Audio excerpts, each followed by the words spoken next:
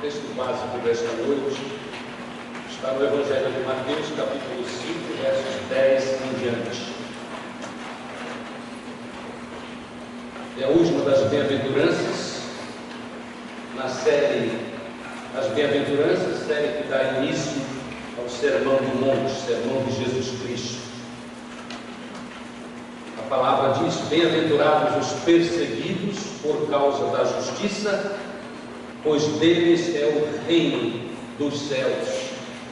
Quando por minha causa, bem-aventurados serão vocês, quando por minha causa os insultarem, os perseguirem e levantarem todo tipo de calúnia contra vocês.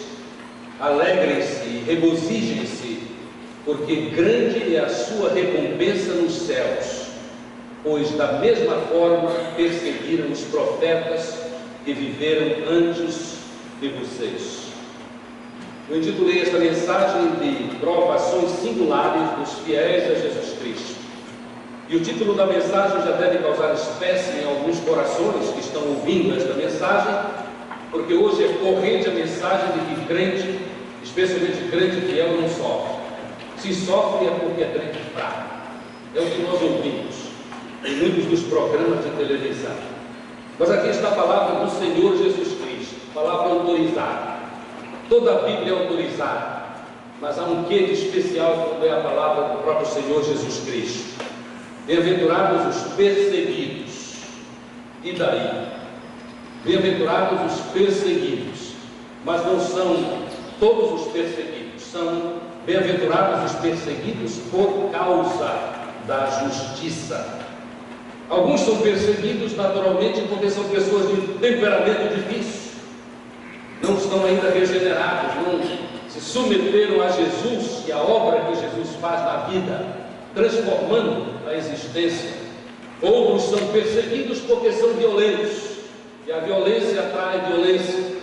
Alguns outros são perseguidos porque insensatos, porque tolos.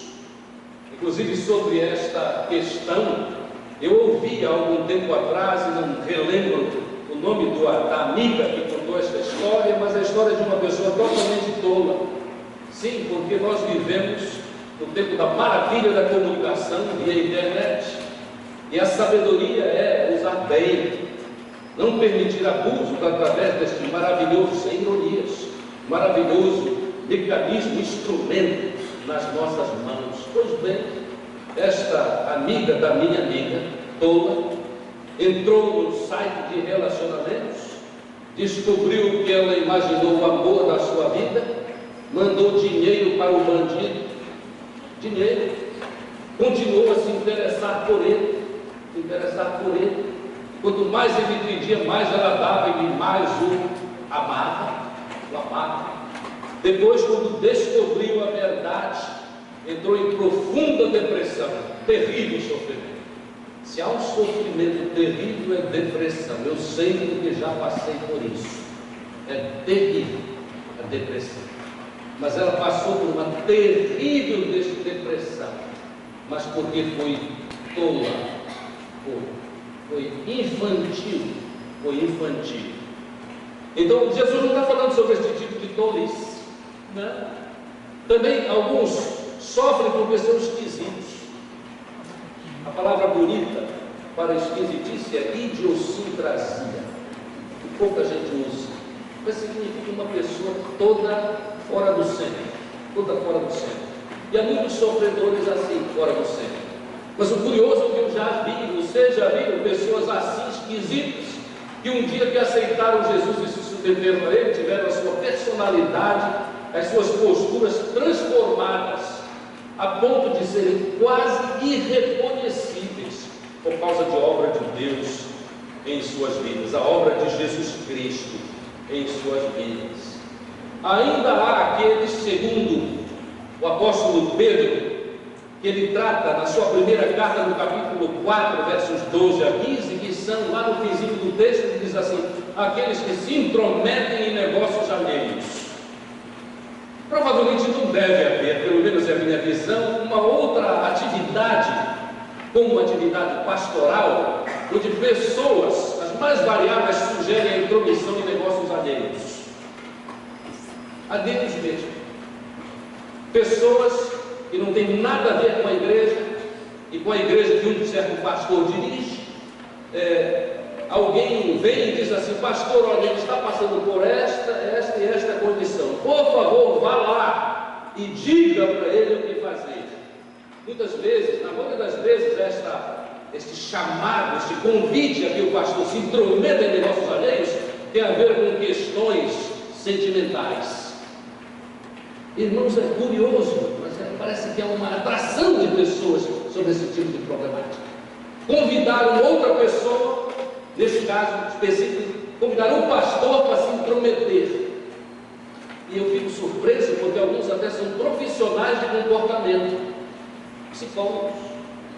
Alguns anos atrás, por exemplo, os irmãos não sabem o nome dos santos, e não direi, mas alguns anos atrás eu recebi um chamado de uma outra cidade, longe daqui, e ele dizia assim: pastor, estou falando com o pastor Norton. Sim, senhor, eu sou psicólogo fulano de tal, sou também pastor, e nós temos aí na sua cidade uma pessoa muito querida nossa, que agora está namorando com fulano de tal dos Anjos. O senhor conhece essa pessoa? Eu conheço. Se pelo amor de Deus, vá a ela e diga que o relacionamento não dá certo. Acontece que, para complicar as coisas, o casamento estava marcado para poucos dias após. E eu ouvi, dei corda para que o psicólogo, o pastor, falasse e me entusiasmasse sobre entrar num negócio alheio, para o que não havia mais cura. Não havia mais cura. Eram adultas as pessoas que estavam se relacionando, e era um relacionamento que até me parecia muito saudável. Mas aí, quando ele terminou de dizer tudo aquilo, disse assim: olha, eu não farei isso, por esta e aquela razão, e porque a esta altura do jogo, isto é, de fato, entrar em negócios alheios. O que eu e o Senhor precisamos fazer agora é orar, para que, se não for de Deus, eles ainda se separem, mas que, se for de Deus, eles sejam abençoados no seu relacionamento. Eu notei, e sem medo de dizer isso, eu notei que ele não apreciou. Mas eu fiquei pensando, um pastor, especialmente um pastor psicólogo, devia conhecer este texto de 1 Pedro, capítulo 4, versos 12 a 15, que de fato é certo que haverá sofrimento, e não é um sofrimento por causa da justiça, entrar em negócios alheios. Na vida, todos nós precisamos ter muita sabedoria para assumir quando não é alheio, mas é minha responsabilidade, eu entro. Quando não é, eu não entro. Querem mais uma ilustração a respeito de negócio alheio?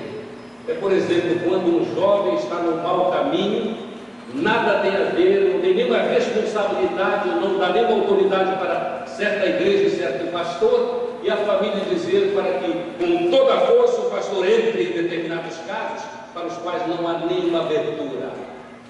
Eu sei disso por experiência própria, porque fui repelido quando, no tempo da minha maior imaturidade, quando fiz isso, a pedido de uma mãe, e aquele jovem disse para mim na testa: o senhor não tem nada a ver com a minha vida. Eu julgava que tinha, mas não houve jeito.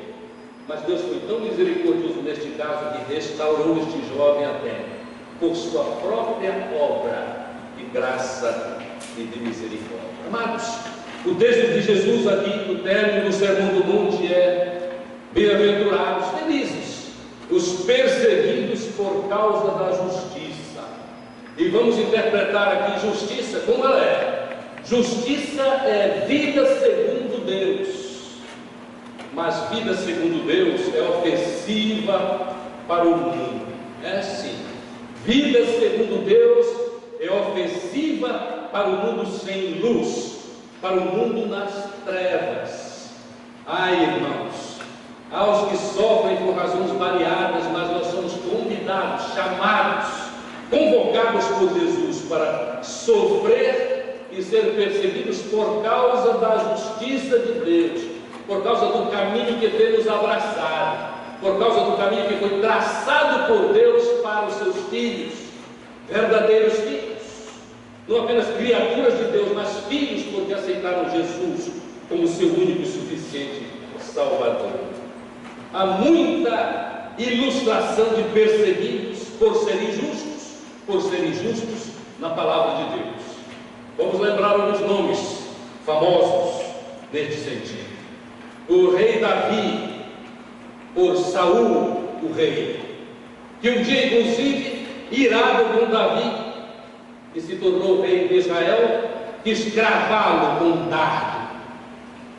Mas Davi era muito ágil. Não só isso, ele era mesmo abençoado por Deus, porque passou por muita perseguição. Elias, profeta Elias, aquele que mostrou o poder de Deus para os sacerdotes de Baal, perseguido por Acabe, e por vezes passando por grande temor, perseguido ferozmente. Um outro perseguido, Daniel. Que história maravilhosa de Daniel. Todo jovem deve se dedicar ao estudo da vida de Daniel para seguir aquele caráter, porque eis aí um homem que vivia segundo Deus e por isso mesmo era perseguido. Ele era inclusive muito recatado na sua maneira de se dedicar a Deus, nas suas devoções para com Deus, mas os seus inimigos armaram uma armadilha para ele, porque sabiam da sua postura e do seu caráter, sabiam da sua dedicação a Deus. E um dia, depois de exporem a maneira de Davi viver com Deus, na sua comunhão com Deus, na questão das orações, eles tiveram uma situação muito difícil para Daniel, e foi duramente perseguido, mas venceu, porque Deus o abençoou. Há muitos outros no Velho Testamento. Se nós quisermos uma lista muito especial, nós podemos ir ao capítulo da fé, Hebreus 11, e ali encontraremos muitos heróis da fé, com suas dificuldades, os seus sofrimentos particulares. E no Novo Testamento? No Novo Testamento é bom chegarmos logo ao apóstolo Paulo, sério, intelectual, espiritual, interessado em vida reta. Tanto é que, como judeu, ele procurava, com todo esforço, cumprir toda a lei. Mas um dia foi tocado por Deus naquela maravilhosa experiência de ter uma experiência com Deus fora do comum, uma visão de Deus. E ele se submeteu a Jesus Cristo. Vida reta, mas como foi perseguido. As perseguições do apóstolo Paulo foram atrozes. E aí nós nos perguntamos assim, e então, irmãos, é interessante a esta altura nós lembrarmos que esta questão da perseguição dos heróis do Velho Testamento, perseguição dos do Novo Testamento, estas perseguições são comuns aos fiéis, são comuns, e o apóstolo Paulo diz isso. Eu creio que o apóstolo Paulo, na sua segunda carta, no capítulo 3, no verso 2, onde ele fala sobre muitas coisas, eu leio especialmente o verso 12, eu creio que a razão por que ele traz isto à luz para o seu filho na fé e no ministério, o jovem Timóteo, é porque Timóteo estava assim, perplexo. Ele nunca ouviu estes poetas, estes teólogos de meia tigela do nosso século, mas ele ouvia outros que provavelmente na sua fraqueza diziam assim: não, mas crente piedoso não sofre. Aí o apóstolo Paulo ficou com pena de Timóteo, disse: Timóteo precisa ser encorajado, ele precisa entrar na real, a ficha tem que cair. Então eu vou dizer para ele o que eu preciso dizer.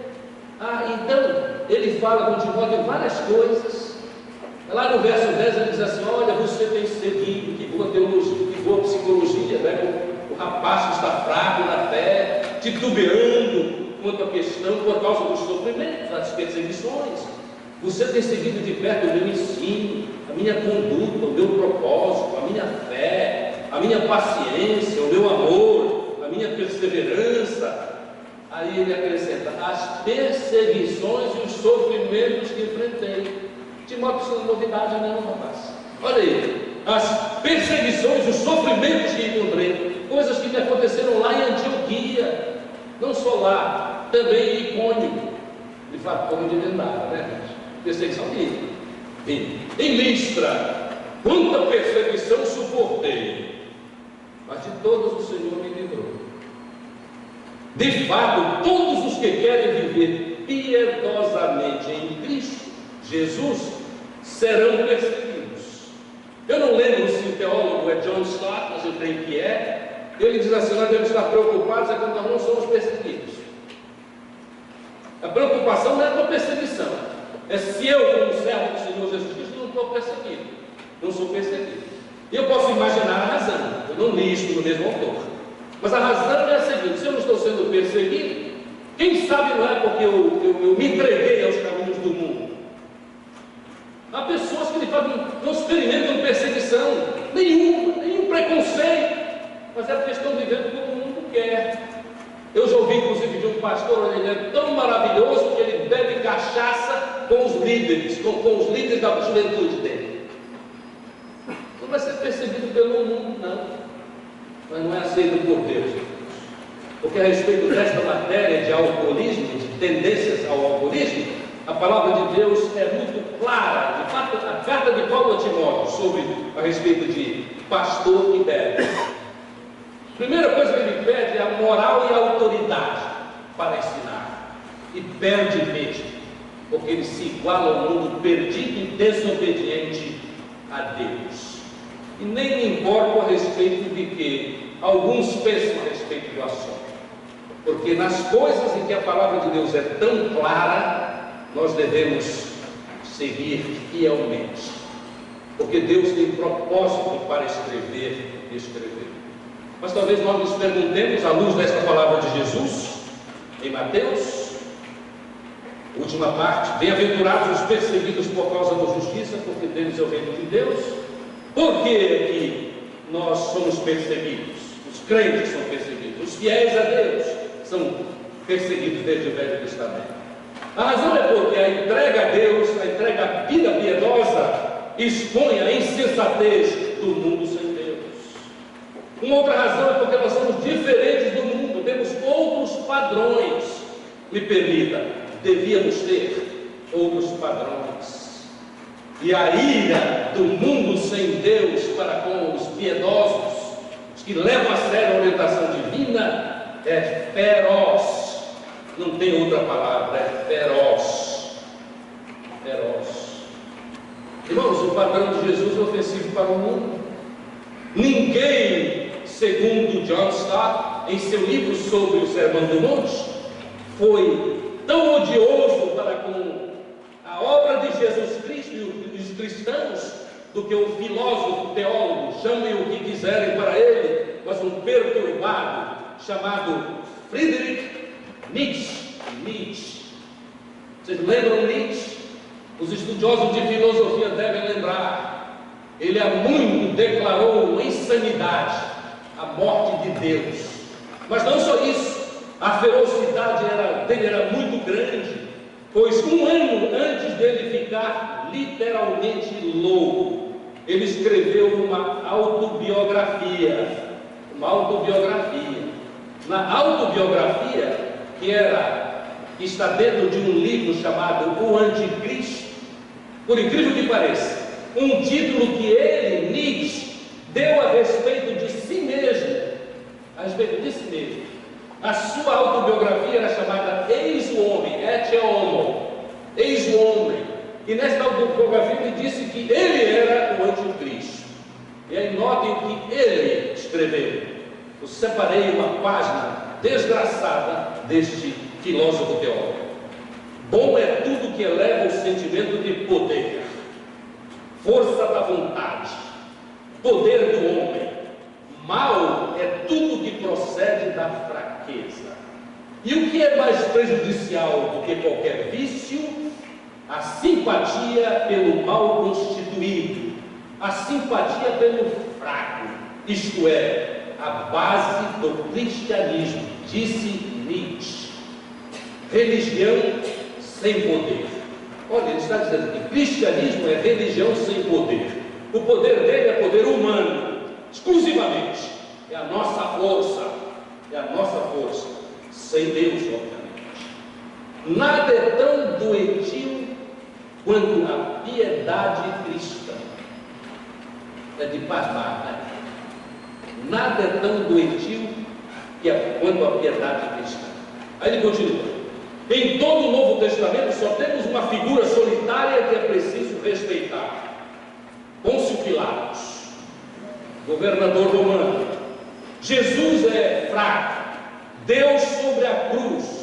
O cristianismo é a maior desgraça da humanidade.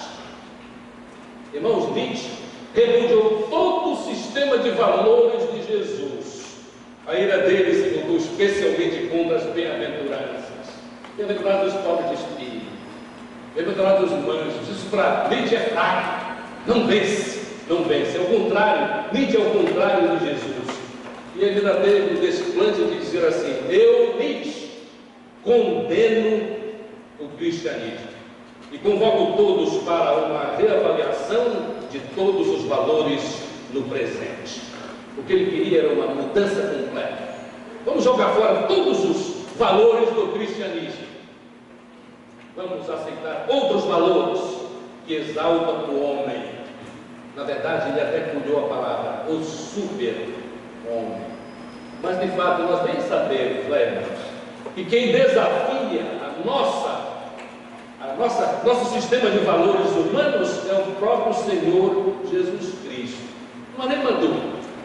Os princípios do mundo sem Deus são uma coisa, os princípios de Deus são absolutamente outra coisa.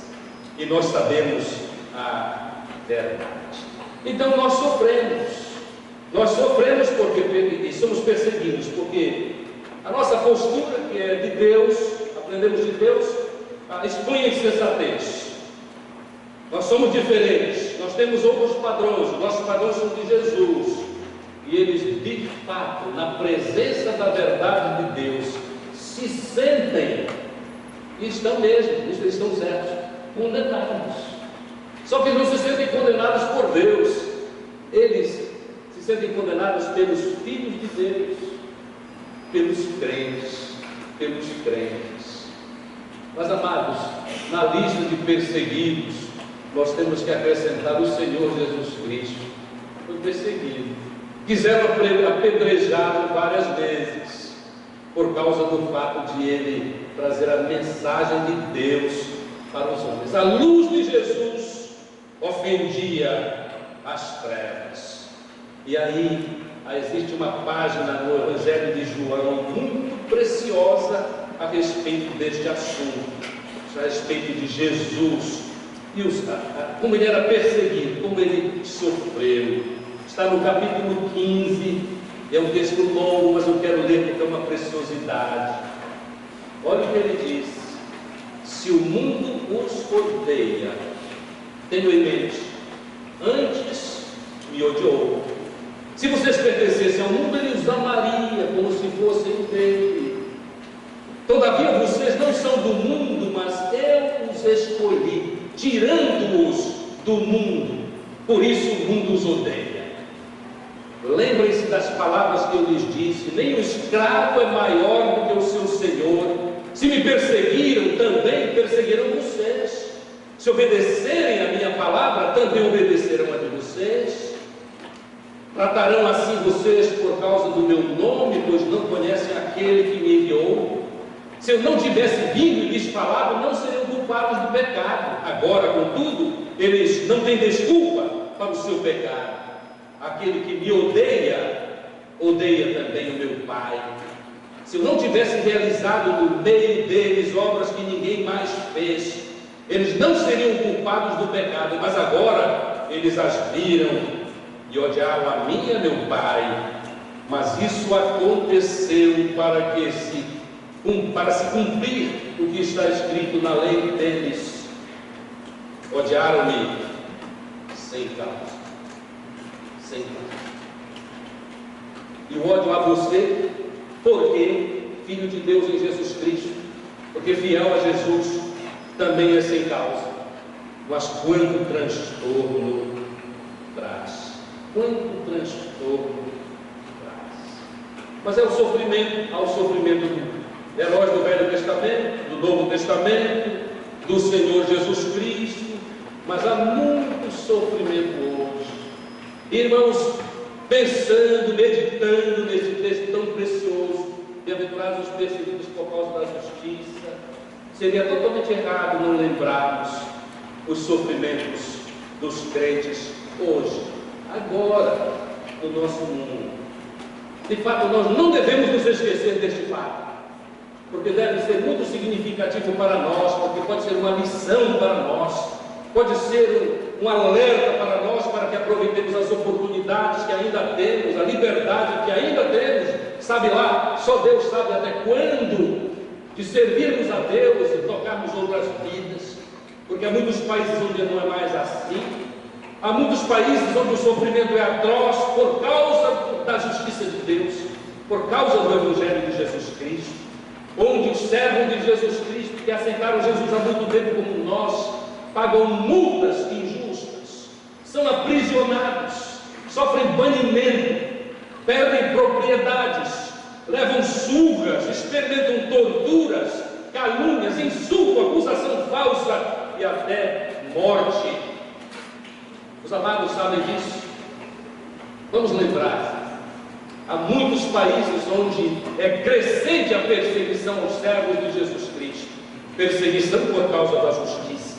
E os 5 países campeões de perseguição aos crentes são os seguintes: em primeiro lugar, a Coreia do Norte; em segundo lugar, a Arábia Saudita; em terceiro lugar, o Afeganistão; em quarto lugar, o Iraque; em quinto lugar, a Somália; em 12º lugar, o Sudão, onde a nossa missionária, recentemente, há pouco mais de um ano, onde ela foi expulsa após ser extremamente maltratada e ameaçada, expulsa do país com a conivência da liderança maior do país, banida. Inclusive, a notícia é que ela foi retirada do Sudão, onde era diretora de uma escola para crianças completamente desprotegidas naquela sociedade de extrema carência. Ela foi retirada daquele país, drogada por seus acusadores e perseguidores, e acordou em um grande aeroporto da Alemanha, em Frankfurt. Ela nem sabe como saiu daquele lugar. Alguns detalhes da perseguição para esta nossa querida, cujo nome é protegido na Convenção Batista Brasileira. O nome é protegido. Eu não conto alguns outros detalhes, porque são detalhes sórdidos e desnecessários, mas sórdidos, terríveis, terrível sofrimento, por causa da justiça, por causa do Evangelho. Se os irmãos quiserem e que queiram, entrem no site da www.portasabertas.org.br para saber mais sobre sofrimentos, perseguições por causa da justiça de Deus, perseguições hoje. Irmãos, hoje é hoje. Eu quase podia dizer ontem, no dia 1º de julho, que dia é hoje? No dia 1º deste mês, autoridades do mesmo Sudão destruíram a igreja sudanesa de Cristo, no norte da capital Khartoum.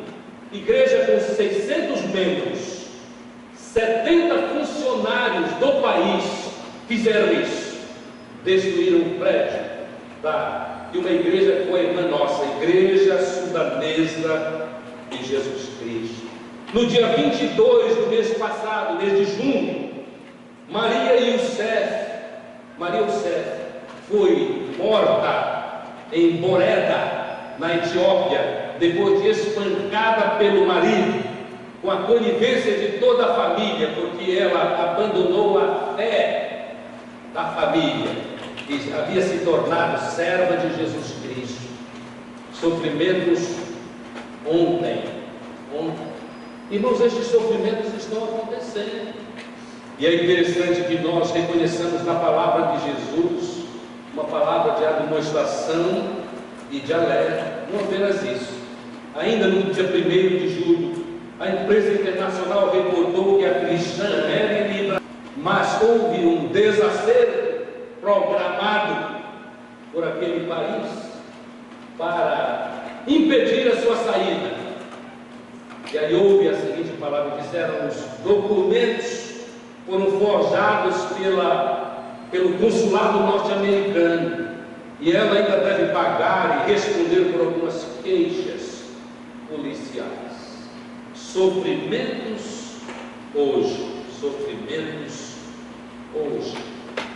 Amados, é muito importante que nós saibamos como reagir à perseguição, porque Jesus nos ensina isto no texto que está sendo estudado.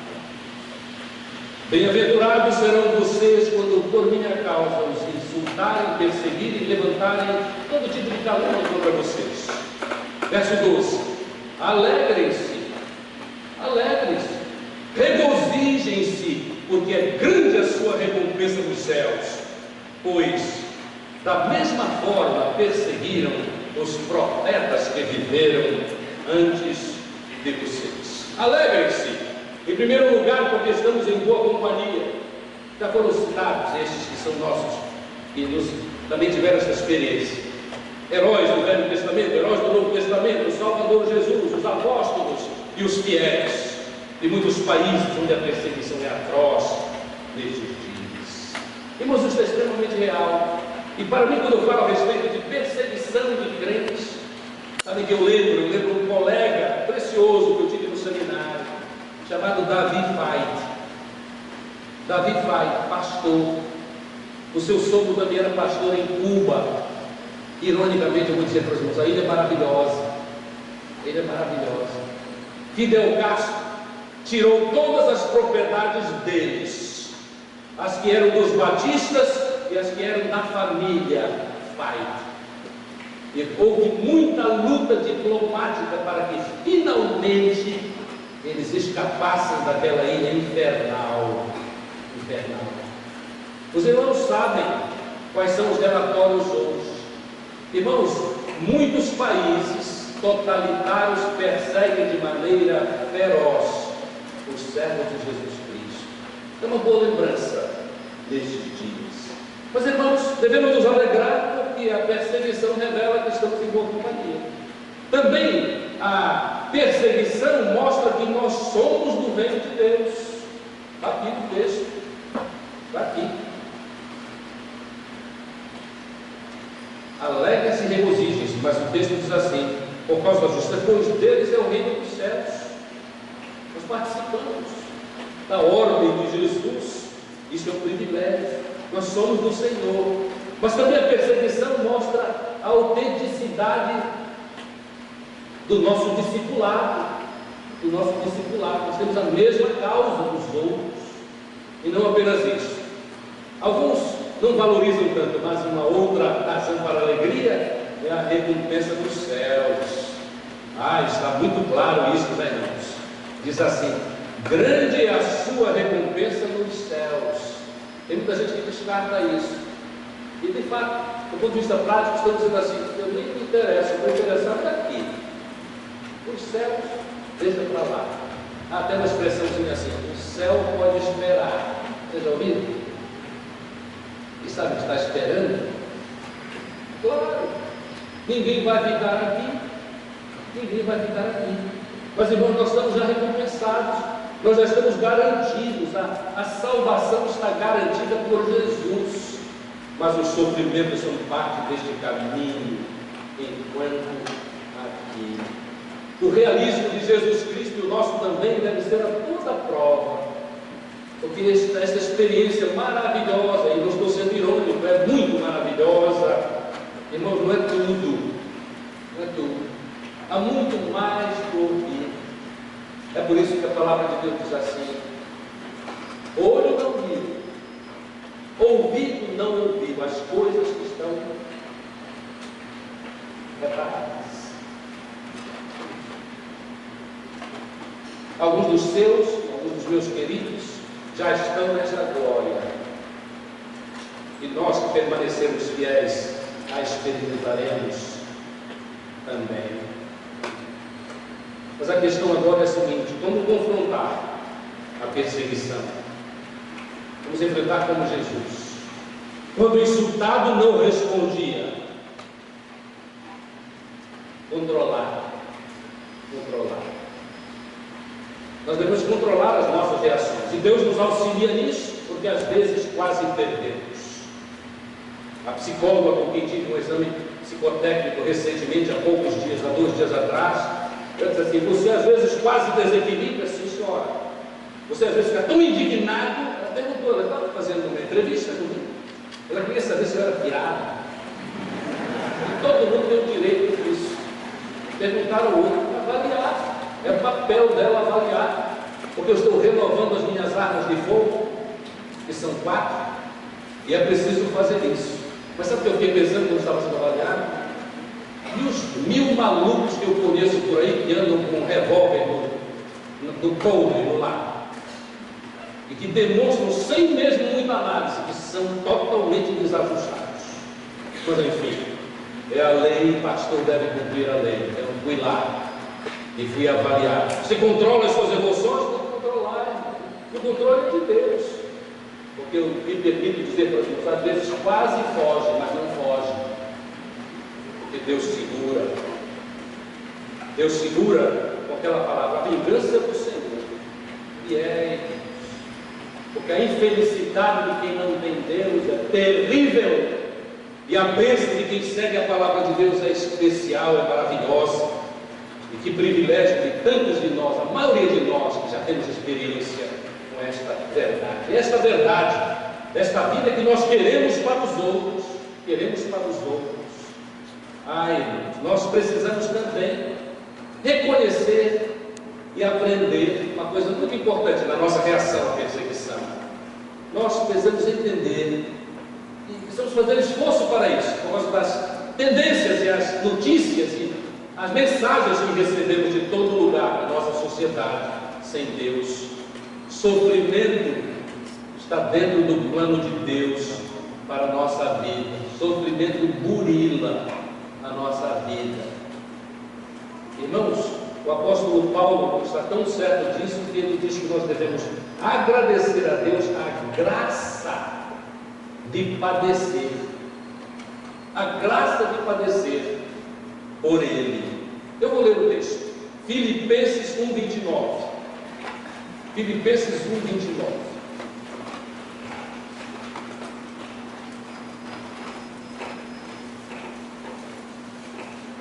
Notem o que diz.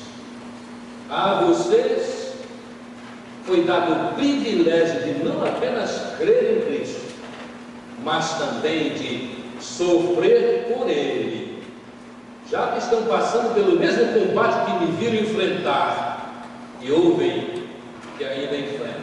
Está dizendo o seguinte: olha, eu sofri, mas eu continuo sofrendo. Mas eu entendo que isso é graça de Deus, porque Deus tem um propósito do meu sofrimento. É um privilégio. Deus nos usa para os seus propósitos. Ele é Deus, Ele é soberano. Nós nos entregamos a Ele. Dietrich Bonhoeffer, um teólogo famoso que morreu nas mãos de Hitler, ele dizia assim: sofrimento é característica de quem é de Jesus. Martinho Lutero dizia assim: sofrimento é sinal da verdadeira igreja, porque discipulado é união e comunhão com o Cristo sofredor. Por isso, nada há de estranho no sofrimento do cristão. O sofrimento é pura graça e alegria. Martinho Lutero. Como devemos concluir? Amados, eu quero concluir convocando que nós tenhamos gratidão a Deus por termos o privilégio de sofrer pelo Evangelho, sofrer por Jesus. E o texto de Paulo, em 2 Coríntios capítulo 4, versos 8 e 9, tem uma aplicação singular, talvez não muito real na forma como ele coloca na nossa vida hoje, porque nós ainda vivemos neste mar de oportunidades, liberdades, até para libertinagem na sociedade. Mas ele diz assim, de todos os lados somos pressionados. Eu não me sinto de todos os lados pressionado, porque vivo aqui no Brasil. Mas imagine no Sudão. Mas então ele diz: de todos os lados somos pressionados, mas não desanimados. Ficamos perplexos, mas não desesperados. Somos perseguidos, mas não estamos abandonados. Abatidos, mas não destruídos. Trazemos sempre em nosso corpo o poder de Jesus, para que a vida de Jesus também seja revelada no nosso corpo. Porque nós que estamos vivos, somos sempre entregues à morte por amor de Jesus, para que a sua vida também se manifeste em nosso corpo. E ele diz para os de Corinto: de modo que em nós a tua morte, mas em vocês a vida. Então, vamos agradecer a Deus porque nos dá a oportunidade de passar os sofrimentos que são próprios do seu reino. E vamos pedir a Deus que aumente a nossa condição para que sejamos íntegros no nosso serviço para este mundo perdido, em nome de